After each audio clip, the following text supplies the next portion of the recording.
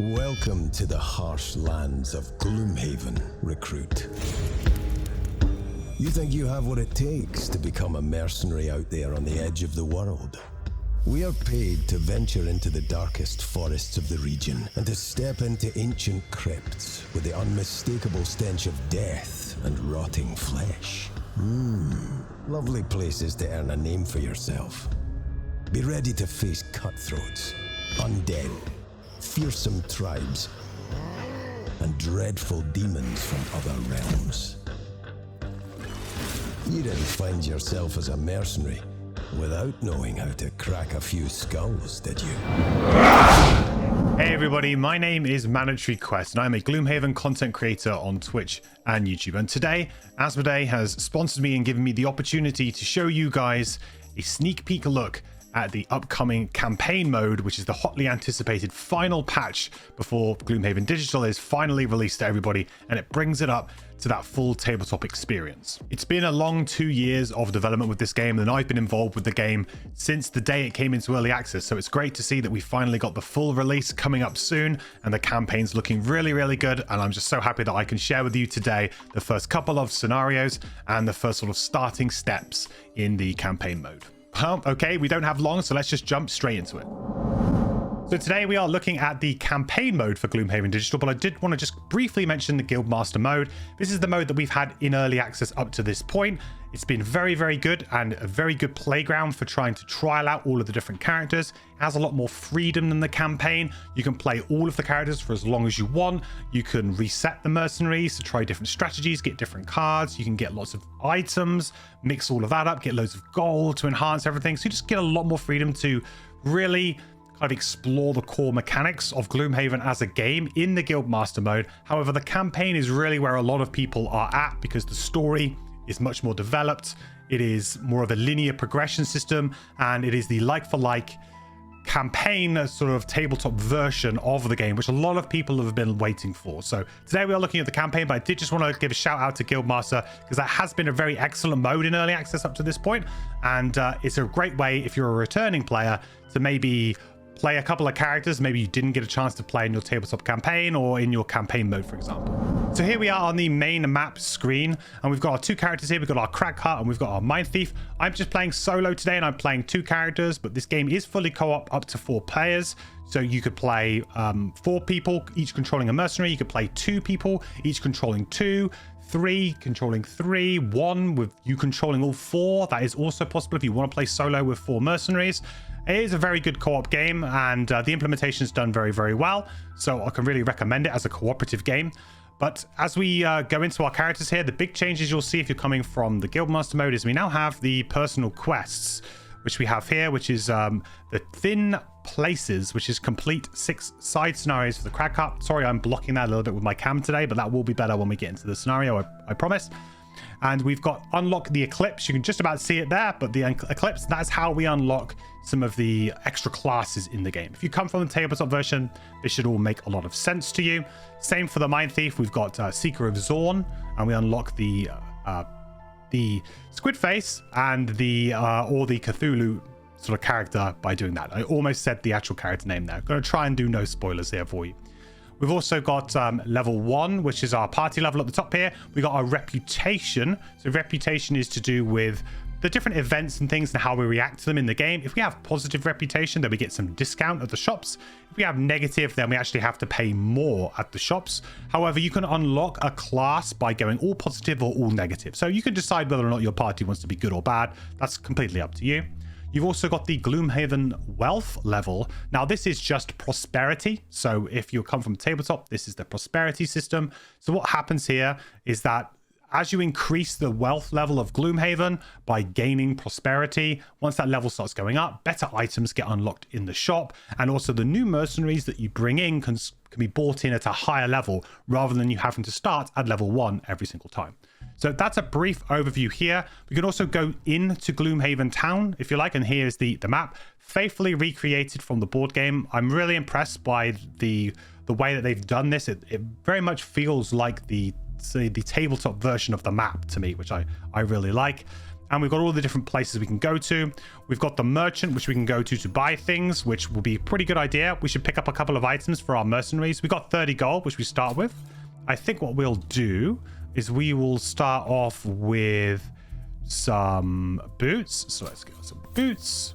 Always good for the crack heart. And for our small item, we'll start off with a minor stamina potion. Can't go wrong with a minor stamina potion. For our Mind Thief, pretty similar, except I think for our Mind Thief, we're actually going to start off with an Invisibility Cloak. So we'll pick that up.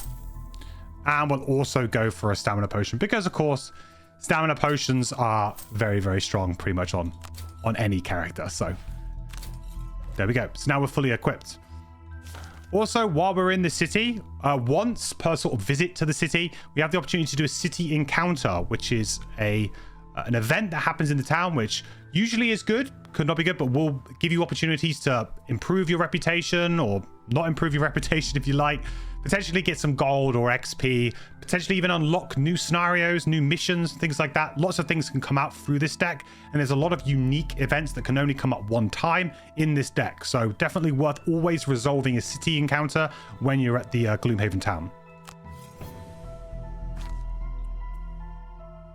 Okay, so you are walking across the silent bridge, headed towards the sleeping lion to get a quick meal, when you see a quattrel standing in front of a small cart laden with plates of food and curious contraptions. Come try the delicacies of the East, the quattrel barks. Food enhanced with science, flavors beyond your wildest imagination. So we can either stop and try the food, or we can continue on our way to a less adventurous meal. Well, I always like just saying yes to everything if I have the opportunity in games, so we're going to stop and try the food and see what happens. Okay, so it cost us 3 gold each, so we decide to indulge in the unknown to see what the quattrel is offering. He looks very pleased as you approach and instructs you to inhale a tube of vapors. Then take a bite from a bowl full of tiny golden spheres. As the spheres melt in your mouth, the taste mixes with the aroma of the vapors to get a wonderful experience. You pay what you can, but the quattrel seems solely focused on how much you enjoyed the meal. You have been blessed. Awesome. So we got ourselves a bless there. So let's go back to the world map. So now really we want to crack on with a scenario, because that's what we're trying to do today. I'm going to show you a couple of scenarios. So onwards to Black Barrow, which is the first quest in Gloomhaven. Tabletop players will remember this fondly or not so fondly. It's up to you. Quite a tough mission. We're playing on normal difficulty today, so hopefully we should be able to do it first time.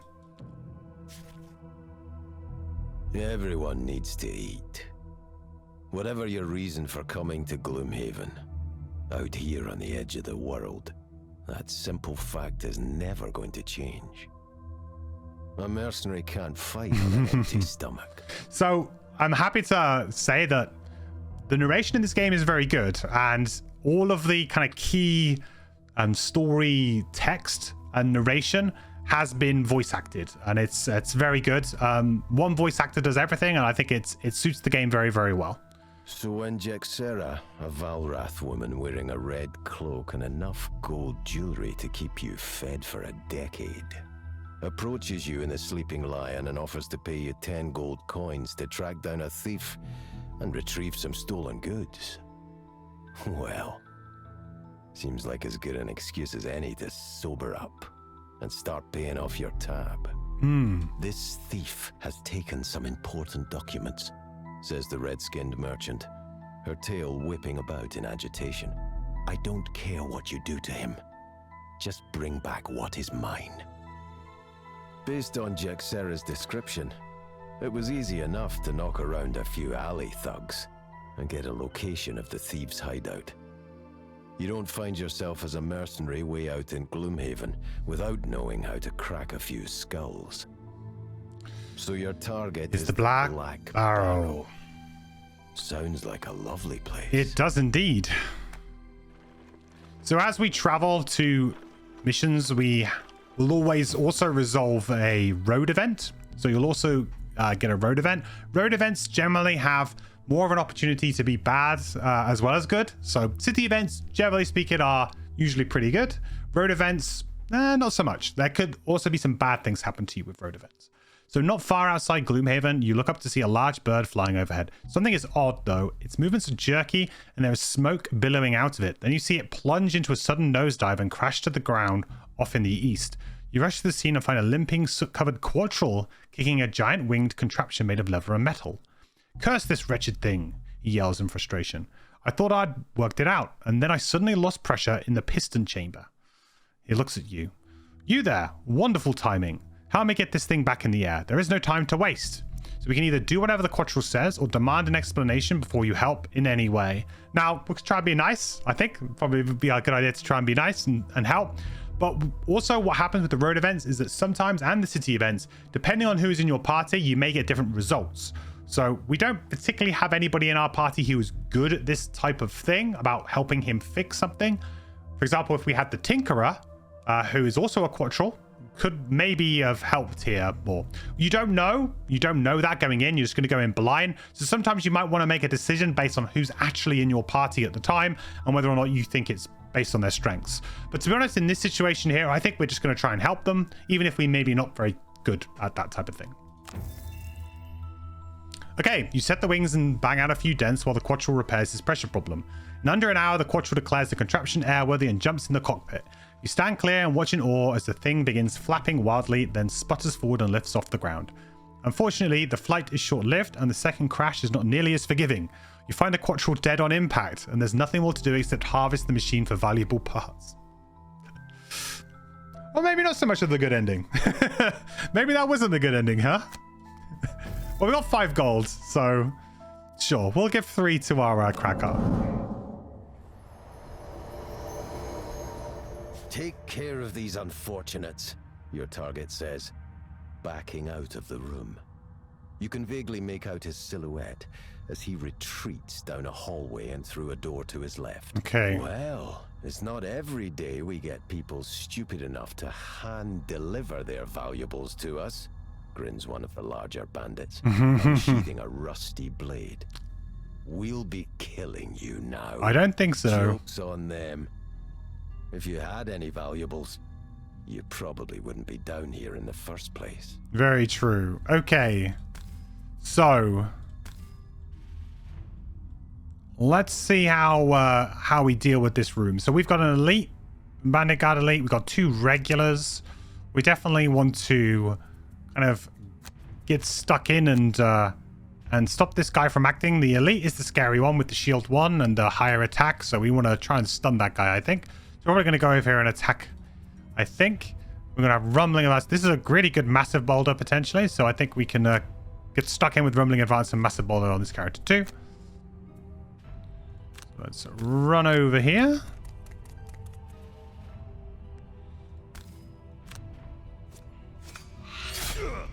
Attack them there.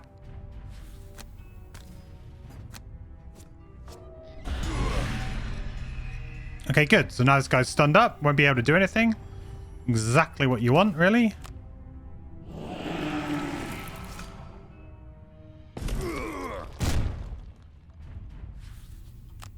And a little bit of damage there on those guys, too. It's a good start. It's a very nice little start for us there.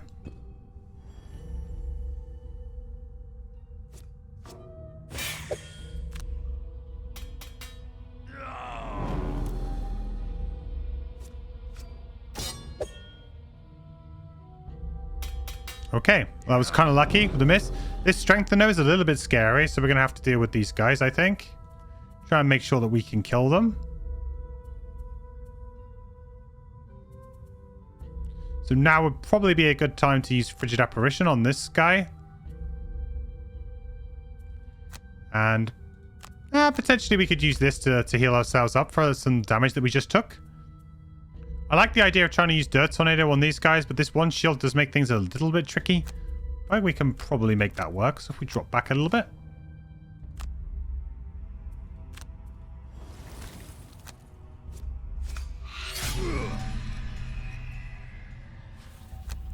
There we go. I'm going to run away a little bit so I don't get hurt. Just in case. We don't want to get hurt. Okay. Move down here. If we use Dirt Tornado, we can hopefully kill this one. That would be great. But at least we're going to do Model on both of these guys. So it kind of negates the Strength on, really. Oh, we got that Bless. Even better. So that city event paying off already.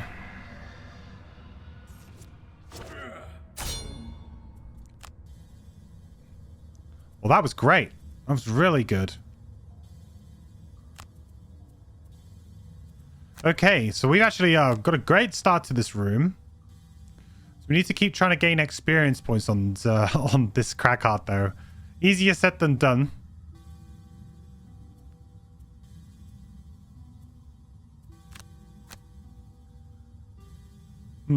This loot would be nice. But also so with this heal. Well, actually, this heal's probably not going to be usable, so we'll go for that. I want to definitely position myself to do a nice into the night, I think.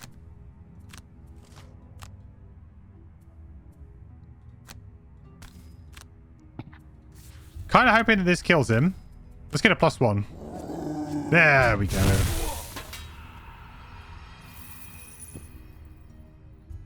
Perfect. And now we can go here, and because we're using a loot 1, so loot 1 allows us to pick up treasure. If you don't end your turn on a treasure tile, like on a space with loot, you won't loot it. You also won't loot at the end of the dungeon, even if you clear the dungeon. So you have to actively try to loot in this game. So either by finishing your turn on top of a pile of gold, that will loot everything on the tile at the end of your turn, or you can play these, which will loot in a radius. So this will loot in a 1 hex radius around us. Excellent. That's a really good start to the scenario. Really, really good start to the scenario. So I think we're going to want to just take a little bit of time out right now. We don't need to do anything crazy. And we will prepare ourselves for the next room, I think.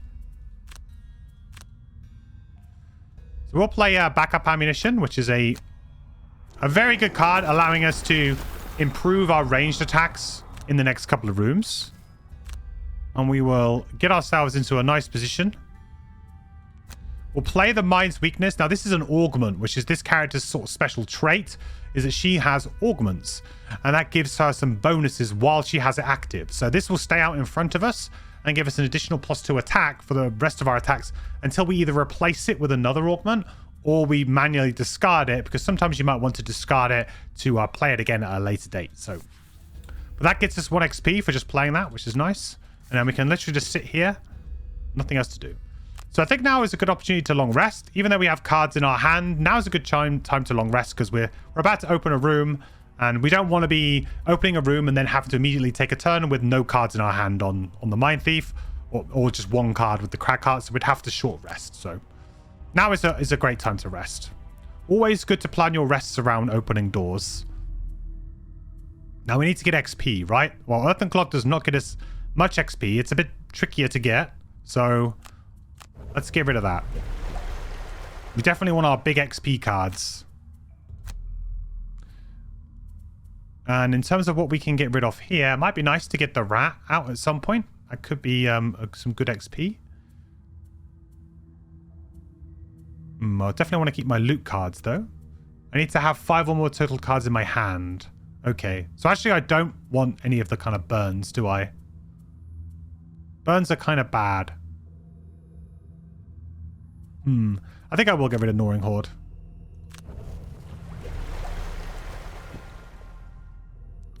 Because our battle goal is encouraging us to actually try and preserve cards, and burning cards is not what we want to do. So let's counter to that goal a little bit. Right, so I think we just want to run in here with our boots and see what happens. Same here. I think we can scurry in. Use our Perverse Edge, maybe. Scurry, scurry, scurry. Okay, so they're just shielding and retaliating. That's pretty simple for us to deal with. This is range 5. 1, 2, 3, 4, 5. If you ever want to check line of sight, you can always hold L, and then it will show you what the line of sight is. So these guys got line of sight. She's got line of sight of everything in this room, so that's not really a problem. Also, you can hold down tab to see the actual hex grid overlay if you want to. It's sometimes a better way to see some of the visual information in the game, like traps, things like that, or doors. So it's an easy way to see where the doors are. Okay, let's go. I mean, he's going to want to go Crackheart's going to want to go here or there, maybe. 1, 2. Actually, probably there. I think I want to push this guy through these traps. Because we've got 2 traps there, which we're going to have to try and get rid of. So I'm going to put myself in a position to maybe push him through a trap.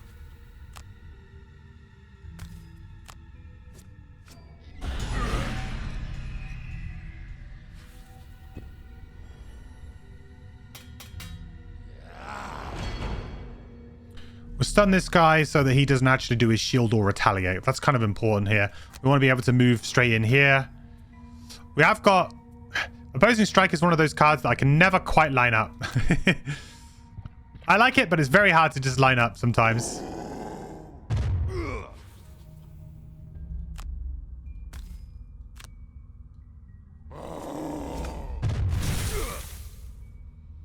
All right.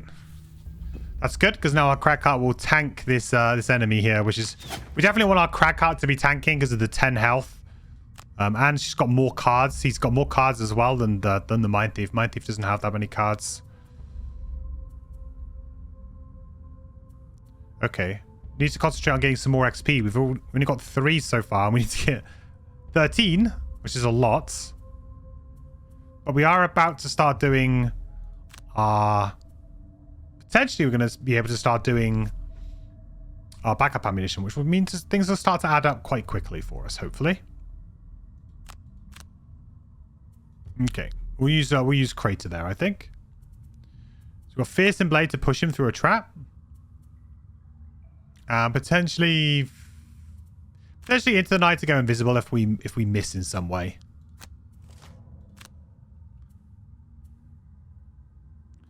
If we just get ourselves into trouble. Right, so I think I want to go to here. I will use Crater. Now, because of our backup ammunition, we can now choose 2 targets. So we'll choose these 2. Oh, nice draw. If only the ×2 was over there. We'll skip that push because I don't really want her further away. Make it more difficult for me to get there.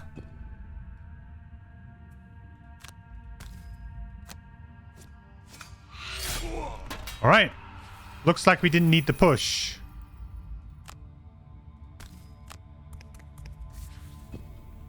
Looks like we didn't need the push. Ow. Okay. So here's like the first example of how things can go a little bit wrong in Gloomhaven sometimes. So we knew that that was coming, really. That we were going to get hit by quite a bit. So now we can either die, which I don't think is really what we want to do, or we can burn 1 card, or we can burn 1 card in our hand, or 2 cards in our discard. So let's burn an available card. Let's get rid of Crushing Grasp, because it's a card that doesn't do anything apart from loot for us, which is nice, but doesn't gain us any XP. So it's not a card that we need for our battle goal. This is a way that you can potentially die very, very quickly, is by having to burn a lot of cards. Because you exhaust in this game either through having no life or having no cards. So you can't always take your sweet time about doing stuff. Sometimes you do have to kind of force the issue a little bit to try and speed up and get through a scenario. Okay, I think Heaving Swings probably okay.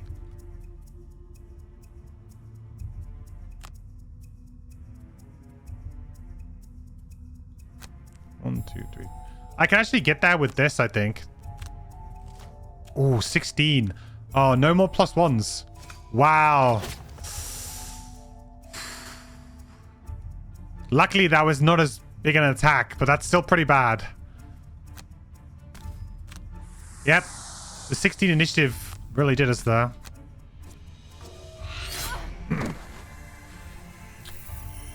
All right, revenge.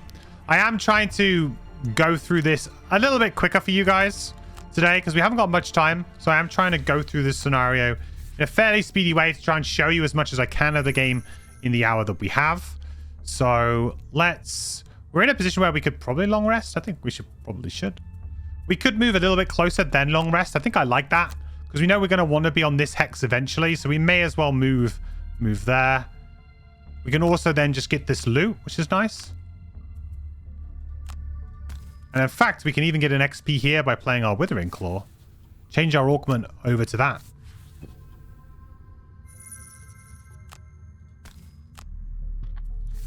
Now, with these 3 damage traps, we do have some jumps on these characters, which is lucky, because if we didn't have jump, we would have to walk through this ourselves to get to the door. So we do have jump on both of them, so we can try and figure out a way here of jumping over the trap and then trying to get the enemies to follow us back through the traps. So maybe we can get the enemies to trigger them for us.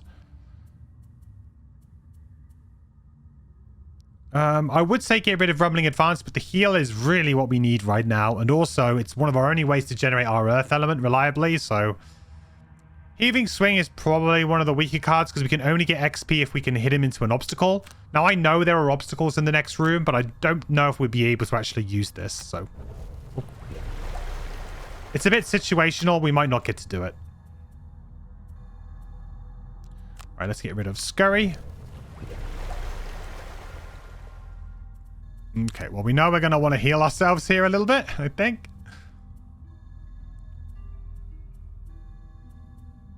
You can also consider maybe going quite late.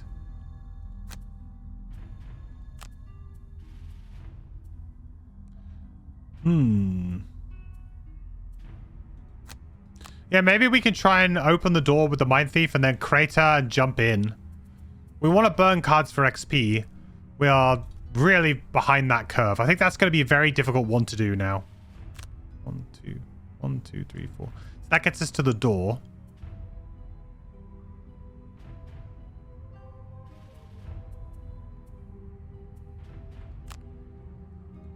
Oh, I wish we could go even later than this.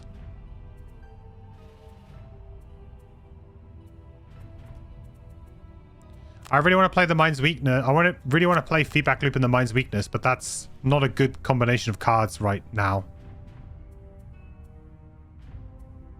I might just play this as an attack 2 top just for the initiative. I really need to open this door. Kicking through the door, you find yourself face to face with the reason these bandits chose this particular hole to nest in. Animate bones. Unholy abominations of necromantic power. Uh-oh. Nothing more to do but skeletons lay them to rest, along with the remainder of this troublesome rabble. All right, we got our first living bones. So living bones can be a bit of a tricky enemy to deal with because they heal. So they can kind of go early and they can heal sometimes, and that can be a bit awkward when you think you're going to kill them and then they just sort of heal up. Be a little bit frustrating. So gotta be a bit careful. But what we're going to try and do is we're going to go invisible here in the door. Some advanced strategy for you here. Going invisible in the door means that these enemies won't physically have any way of getting, so they won't actually move at all. They'll just basically won't be able to find a path to get to the crack heart because we're in the way. So therefore they will just sit still and do nothing. Now ranged enemies will still be able to try and attack because they could potentially still get them, but melee enemies will not. So these guys will stay put. And that means also these ones will move forward, which will play probably quite nicely into our crack heart for the next couple of turns.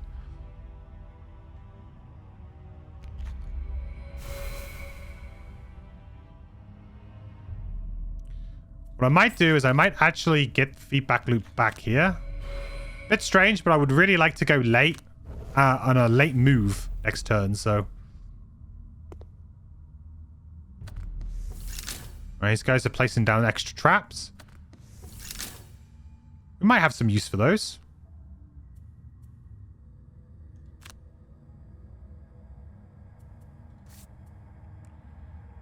Okay. So in we go. In with our crack heart. We'll get some damage. We didn't manage to get the extra damage here, which is a bit of a shame, but we are well behind this now. I don't know whether or not we'll be able to get it. Do we need to get another card back? I don't think so. I think next turn we want to use our Unstable Upheaval and our Forceful Storm. It's my my favorite combo with this character. And we're in a very good position to be able to use it. And I want to go late with you. And potentially just go and do a loot. Because I'm going to have a good opportunity to get some loot here. There's also a chest here in the back corner, which I didn't mention. This chest, definitely something we want to go for. You want to try and pick up chests in the campaign mode. Maybe a little bit more than in the Guildmaster mode of this game.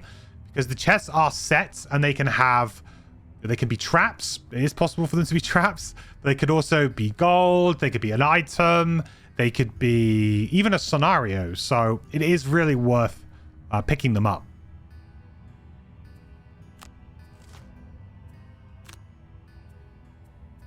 Okay, so we're going to use the bottom of Forceful Storm to give ourselves +2 attack to all of our melee attacks. This is a melee attack.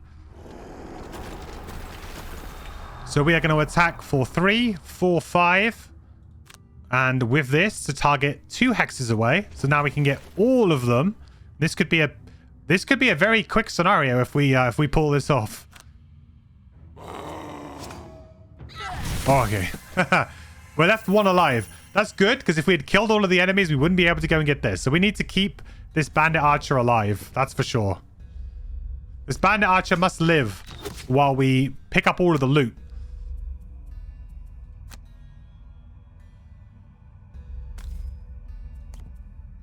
I mean, here's a great spot to go loot. So I'm going to go loot here. And let's find out what's in that chest. Ooh, Arcane Library. So this is another potential scenario that you can find. So this will be a side quest. Very good for our crack heart, I think, who's also got the personal quest for this. So that's awesome.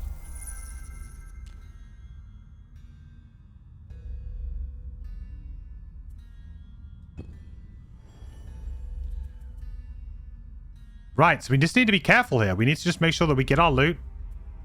Get our loot and get out. That's the plan. And don't die in the process. It would be nice if we could gain some more experience points. It's going to struggle. We're only on 8. Yeah, we don't really have very many that we can burn. Unfortunately, I don't think we're going to be getting there with the crack heart. So it was worth a try, but I don't think so.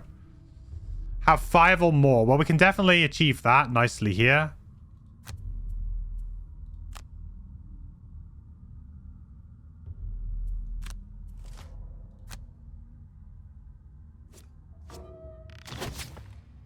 That was fortunate. Oh, you had to put a trap there. I was going to walk through that this turn.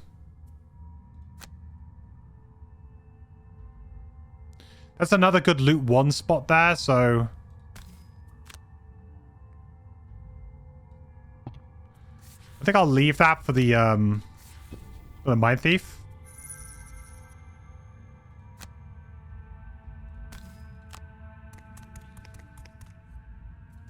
We'll just stun her up so she can't interfere with our looting. And we'll keep getting our XP. So now we could long rest if we wanted to. There's no real reason to do that here. So let's just keep doing this. Because we know that we're just trying to get as much XP as possible, or as much gold as possible now. So that's what we're aiming to do.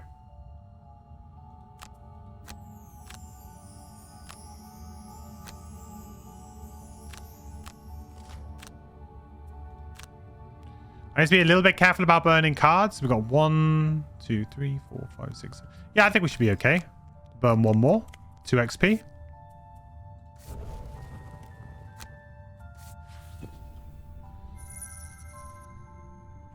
Loot is a very important resource early in the game.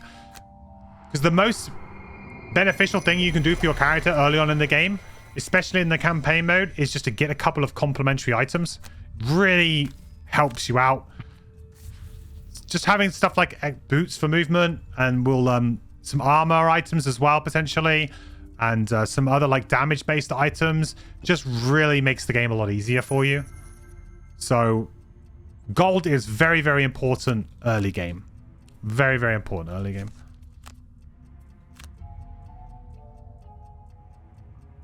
Sure, I don't need that. So now I have to be a little bit careful here. So I have 5 auto cards in your hand and discard. So I will have to get rid of this at this point in time. Which is okay. I don't really mind that too much. So we can go for the win here, I think. Which is what I'm going to try and do. We'll try and win this this round. So hopefully this will kill her. There we go. We'll go for the loot 1. And then I'll make sure that I discard my mind's weakness so that it's in my discard pile. So I have 5 or more in my hand and discard.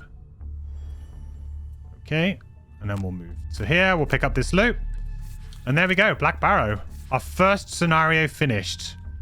Did that nice and cleanly. With the last bandit dead, you take a moment to catch your breath and steel yourself against the visions of living remains ripping at your flesh. We did struggle a little bit. You know, we did take a bit of damage on our crack heart, which was... Your target is not among the dead. Not ideal, but... And you shudder to think what horrors still await you in the catacombs below. All right. So we get a nice little round up here. So we got our perk point with our Mind Thief, which is great, which is what we were trying to do. Crack heart did a lot of damage. In that particular one, loads of damage, actually. That unstable upheaval really was... That's what all of that was. And took a load of damage and healing, too. But Mind Thief, so good at looting. Got loads of XP as well. Also get 6 XP here. Nice. And there is the Arcane Library that we unlocked. Barrow Layer. Very nice. Okay, so this is a linked quest. So when you get linked quest, that means that basically it's the next quest in the story chain. And you have the option to just immediately jump straight back into that mission, go straight on to that next location. Instead of having to go back to Gloomhaven to maybe resolve another road event later on down the line. Generally speaking, I always go back to Gloomhaven. I very rarely use these links. However, maybe if you're playing online and with your friends, it might actually be a bit quicker for you. But you can't actually level your characters up, buy items, or anything like that if you don't go back to Gloomhaven. And also, Gloomhaven is where you can resolve those city events, which I do really think you want to try and resolve as much as possible. So we're going to be going back to Gloomhaven here so that we can spend some of this gold that we got, but also resolve another city event and see what we get.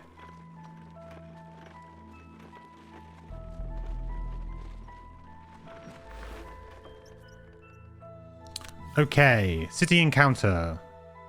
The Sleeping Lion. Sure, there is no better place to get a drink and relax after clearing out some dank dungeon. On this particular occasion, though, you are approached by a heavily scarred Inox. She sits at your table and pushes forward a piece of paper. An interested party would like to hire you to steal a valuable figurine from a residence in the battlements, she says matter-of-factly. The details are on the paper. Meet me in the back alley in 2 days' time after the job is done. Ooh. Interesting. Okay. So we do have a Mind Thief in our party, and she is pretty good at stealing things. But also, so is the Scoundrel. And we don't really have a Scoundrel in our party. Scoundrel is the best at that kind of thing. So our Mind Thief may be quite good at this task. So this could be something we can do. Or we could say, you know, she must have the wrong people and that we won't take the job. But I think we should maybe try and take this job because we have the Mind Thief in our party, probably pretty good at stealing things. And if we're not too worried about trying to be morally good in this particular playthrough, if we're going for like a negative rep playthrough, then sure, we can do whatever we like. So I'm going to accept the mysterious job. We get 10 gold each. Nice. So we were successful. The job proves easy enough with the proper expertise. The plans are simple and you are in and out of the estate easily. Free to meet up with the Inox and claim your payment. So probably because we had the Mind Thief there, we got a good result of that particular encounter. If we didn't have the Mind Thief in our party, that might have gone bad. So definitely something to consider if you're with your party comps, and don't necessarily let it shape which characters you should choose to try and get a balance, because I think just play who you like to play, but definitely consider who you have when you come across these, because these are random, so they could come up in any time and in any order. Great. Okay, so let's spend some of that gold that we got then. That was very handy. So I would love to buy some stuff for the crack heart. So for the crack heart, let's go to the merchant. We could do with something in our hands. So one item that I absolutely love, and I don't think we can afford it yet though, is Warhammer, which is a shame, or Eagle Eye Goggles. So both of these items we can't afford yet. Bit of a shame. So I think we will we're actually going to hold on to our cash for a minute with the crack heart. Try and get to 30 to get either Eagle Eye Goggles or to get Warhammer, I think. So let's go to the Mind Thief, though. And she's got 34. That'll give us a good opportunity to maybe buy a Poison Dagger. Poison Dagger could be quite a nice little item for her. We could also try and get maybe something like a leg slot item. Could also try and get a pair of boots. I think I'm going to get the dagger. Let's get the dagger. Get a bit of variety in what we can do. Okay. Great. So now we can go back to the World Master Game. If we wanted to, we could go and donate at the temple if we wanted to. We do have a little bit of gold, but I am keeping my gold. But this is another way that you can make things a little bit easier for you by adding blesses to your deck, but also increase your devotion, which then increases the Gloomhaven wealth level once you get to a certain number of these. So definitely another easy way, if you have extra gold, to try and get this wealth level up is by donating every single time you come back to the temple. You can only do it once per character per visit to Gloomhaven, but it's definitely another way that you as a team can start to try and increase this wealth level. Okay, well, let's go on to Barrow Lair then, where we've got the Bandit Commander. So we got our first boss mission. So off we go. We'll have to do another road event because we went back to Gloomhaven. Encounter. Walking along the edge of a forest, you begin to hear strange, unfamiliar sounds coming from beyond the trees. You stop and listen closer. There's a rhythm to the sounds, and with that established, you begin to pick out different human voices in the mix. You'd venture to say that the noise vaguely sounds like chanting. Ooh. Could be cultists. Sounds like cultists to me. Head into the forest to investigate the chanting, or keep moving on down the road. No need to get mixed up in whatever is going on. Let's head into the forest. Let's have a little peek. Oh, we lost a perk point. But we did get 5 XP. So we quietly move through the forest towards the noise. Eventually you come upon a clearing where you see a circle of cultists performing some strange ritual. One of them notices you and shouts to the others. The situation devolves into a bloody battle. You are, of course, victorious, but it saps some of your strength. That's a little bit unfortunate. I mean, 5 XP is good, so... Could have been a bit frustrating if you were very close to a perk, though. Okay, so 2 archers to start us off. Then we got this big open room space back here. We're going to have to open this door, though, to find out what that's all about. So let's quickly dispatch these archers without worrying too much. We can move ourselves a little bit further forward here so that we're within range nicely. Because I would like to stun this one. And I think we'll just go and deal with this guy.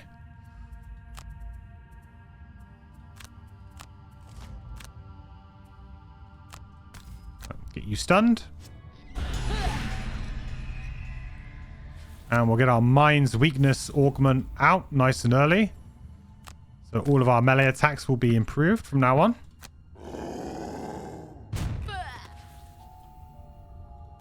There, and then Opposing Strike. Maybe kill him? Oof.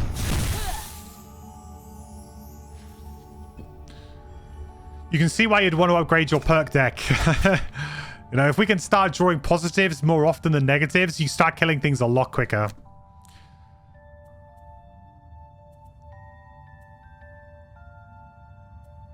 Okay. That's why losing those perk points is actually pretty rough at times.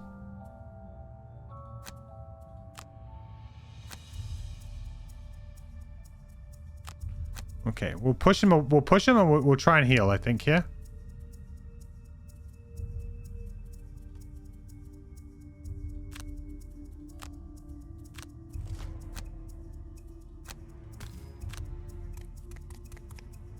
Move up here. And we need to make sure that we open the door with our Crag Heart. We make sure we get our battle goal.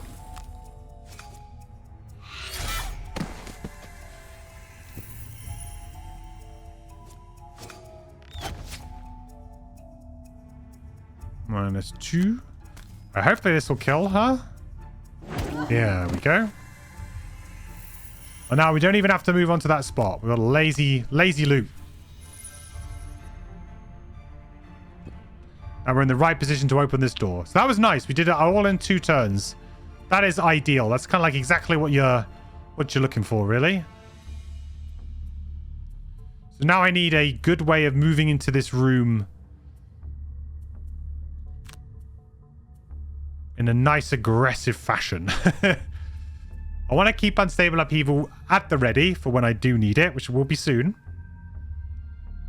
Or maybe I'll use backup ammunition. So it does mean I have to go quite late here, but that should be okay, I think.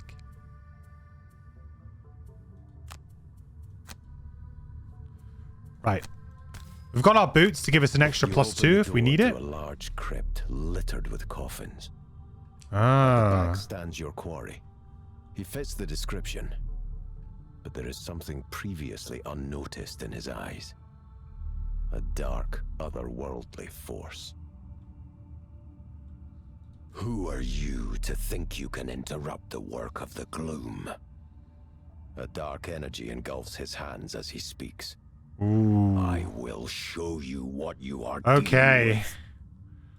20 health for 2 of us. I think we can deal with that, but that is he is pretty big. We are going to have to use our boots here.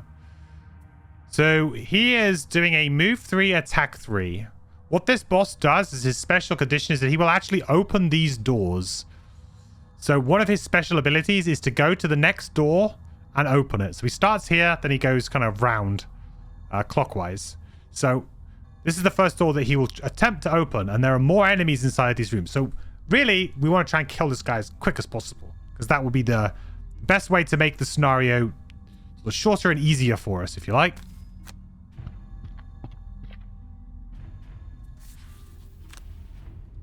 So we're definitely going to attack him as much as possible.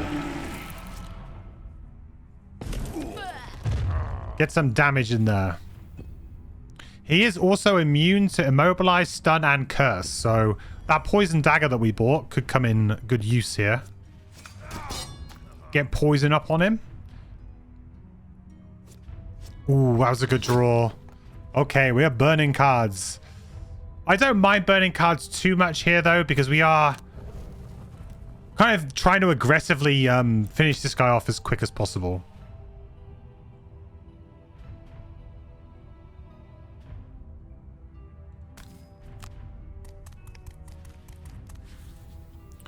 We're going to go this way because I want to try and deal with this archer next turn, I think. Now, do I have Perverse Edge in my hand? I don't. So that's a card that I definitely want back. So we'll use our stamina potion and we'll get Perverse Edge. I'm going to need it next turn to deal with this archer, because this archer hits for a lot. The archers are very scary in this game. If you don't deal with archers quickly, it will rapidly mount up and cause you an issue. Definitely. So I'm kind of tempted to just do Forceful Storm here. Because I could use a default attack 2 and turn it into an attack 4 with the poison. That's an attack 5 on the boss. I'll take that every day. Summon Living Bones. Okay, that's another one of his specials. Let's go here. And we're going to use the poison dagger.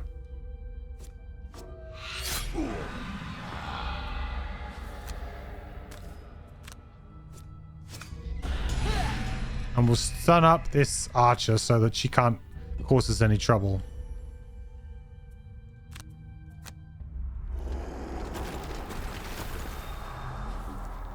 Okay, an attack of 5. So sometimes you do want to use the default attack actions. It's actually worked out very well in our favor here. Oh, of course, you could always just miss your attack. That's also something that can happen. And yeah, I should have figured we were due for one of those. Okay, well, we're going to use our stamina potion now. I think we're going to need it.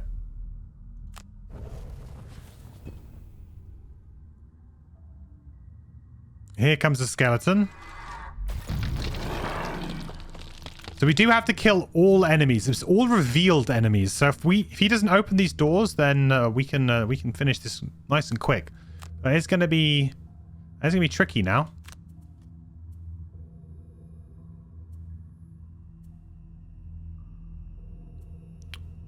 Ooh, I really would have liked some... I really would have liked Frigid Apparition here. I'm going to short rest because I think I want to get Frigid Apparition on the Mind Thief here. That's a bad loss, but It's not one of our kind of very, very key cards, so we can give that up, I think.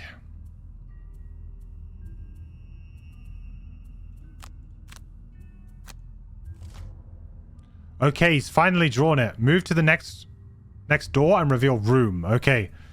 So that is happening this round. Unless we kill him, of course, but I don't think we're going to be able to.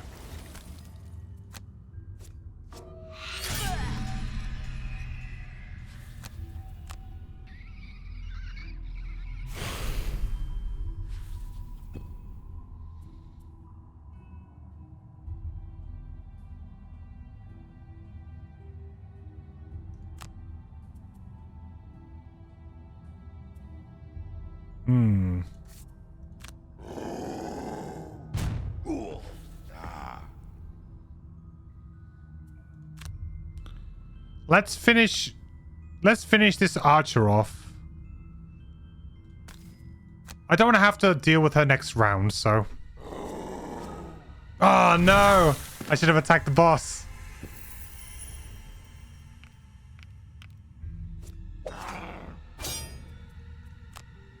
Ouch.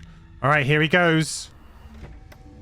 Opening doors. So we now got 2 more living corpses we got to deal with. That's okay. I think we'll be okay with that.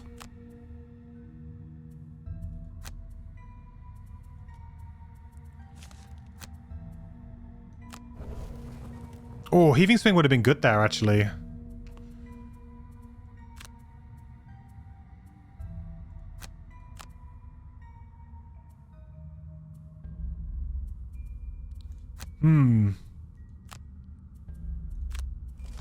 Okay, summoning living rooms. We need to keep dealing with him. That's a bit of a problem.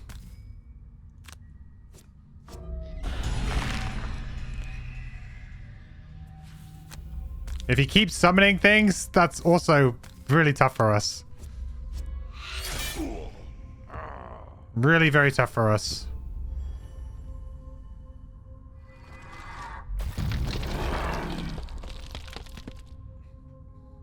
I would say only 1 room open though now is that's actually pretty good. I'll take only 1 room at this point in time.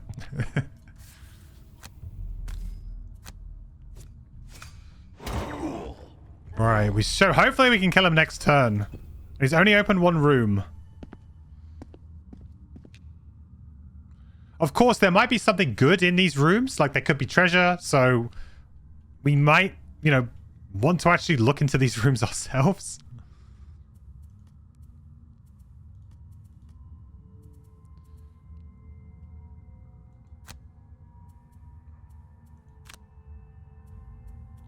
Okay. This is definitely a good time for our unstable upheaval, like we did in the previous. And I think this is definitely an amazing time for that. So we're gonna do that for sure. It's going to do some damage to our Mind Thief, though, unfortunately. Oh, he's going to reveal, too. Now's a great time to try and kill him.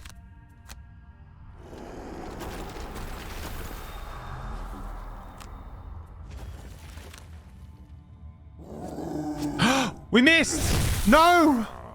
Oh, no! I mean, I guess the Mind Thief can have a crack at it. No, we're gonna lose it now. Below rounded up. Okay, so we got 6. We still haven't technically dropped. It's okay. It's all good. Right, this has to kill you. Come on. Yeah, there we go. Ooh. Scary.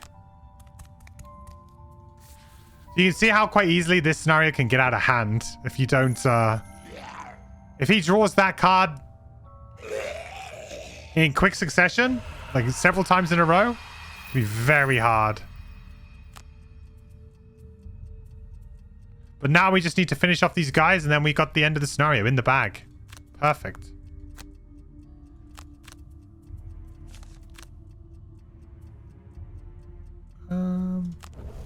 I don't want to drop below half health, so I can't. I would love to redraw that, but if I do, then I go below half health, so I lose that. I lose that perk.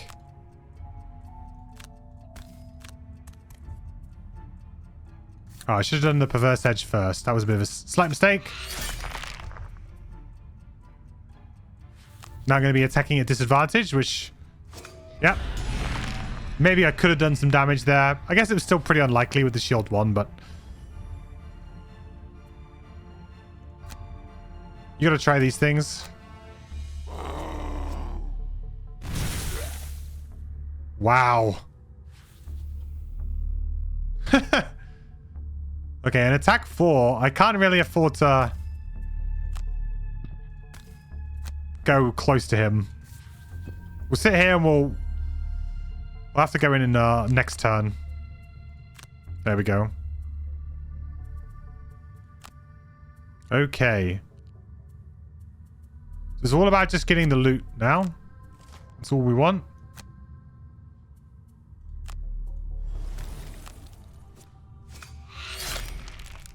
Get you dead.